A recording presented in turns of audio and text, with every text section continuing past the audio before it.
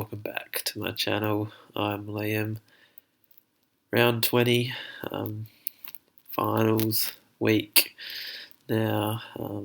Whether you're in the qualifying final, elimination final, or you're in the dreads in the bottom 8, or you're like me in a couple of leagues in 17th and 18th, just saying goodbye to your league for the season. But hopefully not many of you in that situation. I don't know how many of you would still have trades left. I certainly have none, so none of this is for me. This video is all for you guys still with trades left. What we should be doing, what you should be doing to utilise them as best as possible, to be able to generate cash, to be able to utilise and upgrade. A few rookies, couple on the bubble this week.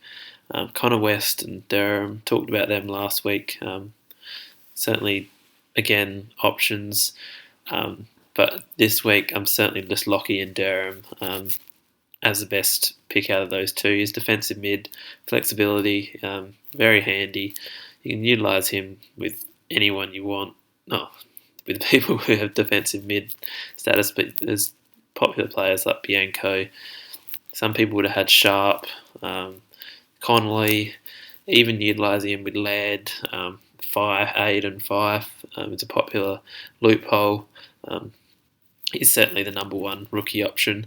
But if you want a points rookie option, I feel like Matthew Parker for 39k more is a solid pickup if you're wanting a cover, or you're just absolutely stuffed and need someone playing in the forward line. He's picked up Dusty's. I don't know if he's picked it up, but certainly playing a lot more midfield time. Showed with an 81 last week. I feel like Bolton's probably more taking the Dusty role, and Parker's taking more of a Shea Bolton role, half forward, but playing a fair bit throughout the midfield, and actually looked alright in there. He's on the bubble, so his price rise will come this week.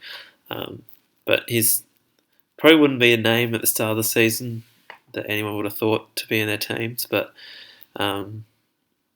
if I had a trade left, he provides pretty handy cover for forward line and a handy little loop option as well. Because I feel like with his role, he could push that 100 mark and also be safe coverage if one of your forwards, they did it this week, produce a 40 or a 50, be safe to play him on field, and possibly gain 20 to 30 on your rivals. So those are the rookie options for this week. Durham 1, Parker 2, and West is still not a bad option, but without any flexibility, not overly in my liking. Let's move on to players we want to bring into our teams. I still haven't heard a lot about Rowan Marshall as of yet, but he'd be my number one choice for a player to bring in this week. His role moving, I think I spoke about it a lot last week. Increase of minutes is pretty proportionate with his role. So with his scoring, not his role, with his scoring, I just don't know if he's going to be back. It's touch and go with his quarantine status. 14 days, I think, puts him on the weekend, so it depends on where St Kilda is playing. But he's the best forward option. There is another one for a little bit of cheaper price. Who's gone with the struggling forwards, is Harry Schoenberg. His last 3, he's gone 96, playing much more of a midfield role.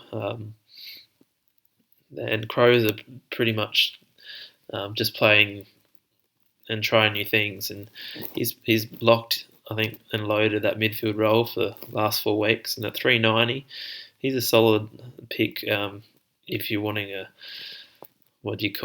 throwaway. They're not really a throwaway. George used a different meaning of it, but just someone that it's just a hopeful pick. You don't have the cash to get it to anyone big, um, but I rate his game. Contested ball, so it's not like he's getting the cheap possessions. It's not a Brad Crouch who can throw out a 30, having 20 touches. He's a he's an up and coming player and someone to look forward to in seasons to come, and is pretty lowly owned as well. So um, provide handy pods in your leagues, um, and if you're playing people against a rookie, there's a 50-point gain for you, and I don't think he loses much on a Shea Bolton or a Kennedy, that F6 spot. Probably loses max 5-10 points on people with complete teams. Um, Others to consider, I don't know where he is on this, but Isaac Heaney's shown a bit as of late. There he is, 103 in his last three. I couldn't do it because he's just an injury away from ruining your season. He's hit a bit of form as of late. Played a little bit more on the wing.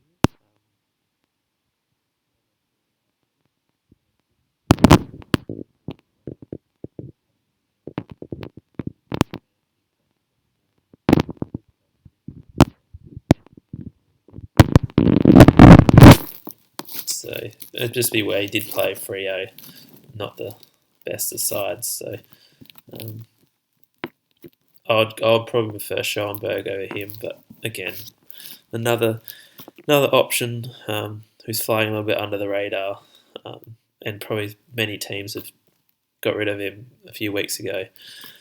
A midfielder, that's another one. There he is, Braden Fiorini.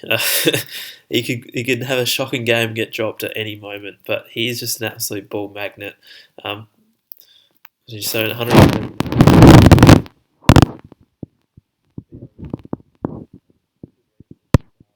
But as he's a pretty decent pod if you can't use cash. For a Taranto, I'd love to go Taranto to him straight swap, or a Brad Crouch to him straight swap. Because I don't see him getting dropped in the last 4 weeks. His form's been pretty good, but his time on ground's also only been like 70%. So if that gets pushed up, who knows what he can score? But another pod option that is flying under the radar. Probably less of an option considering he is a midfielder and not a forward. You can be a little bit more risky in the forward line with the lack of options, but Fiorini could match probably the lower end of the M8s in that top echelon. So certainly a ball magnet, that's for sure. And last but not least, I had on my list, Tim Kelly's been pretty consistent as of late. Saw by his second quarter last week, I think he scored 65 or something in that quarter by himself, which is a little worrying, but it's pretty cool to see what he can actually do if he put a full game together, and is under-owned. I prefer probably Fiorini over him, just because of Fiorini's just magnetism towards the ball.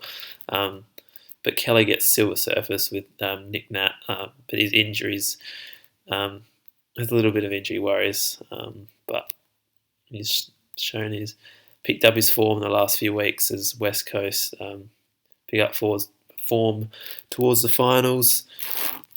So those are probably the underrated picks, cheaper picks that I would go by if you're looking for them. On the note of premiums, I'll list probably my top 6. If you're still tossing up on which to bring in. In defence, Laird, number 1, Mills 2.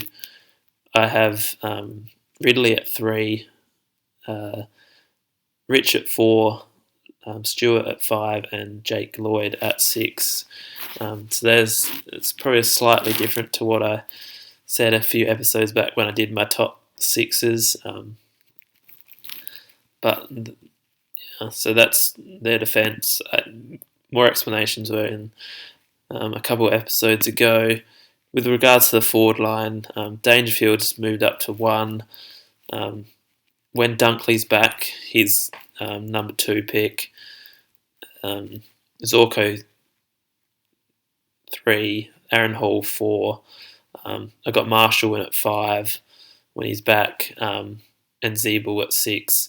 Zeeble/DeGoey, I was 50-50 between them two. Zeeble hasn't had the greatest form as of late, but his consistency throughout the years just got him over the line. Midfielder was a bit harder to pick. It is a little bit of a lottery, but I still had Steele at 1. Walsh moved up to 2. Oliver 3. Bont 4. McRae 5. Bont's probably the value pick at 600k at the moment. He's an absolute bargain along with Oliver, both at 600. McRae was at 5. Took at 6. Wines at 7. And Titch is probably soft to be at 8. I know Wines at 8, Titch at 7. Yeah, mix them around. So, but Titch is pretty stiff to be that low. Bond's pretty stiff to be that low.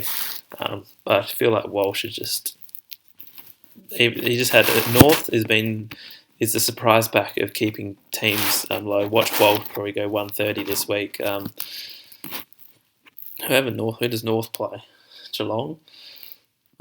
Watch Dangerfield usually performs pretty well against North.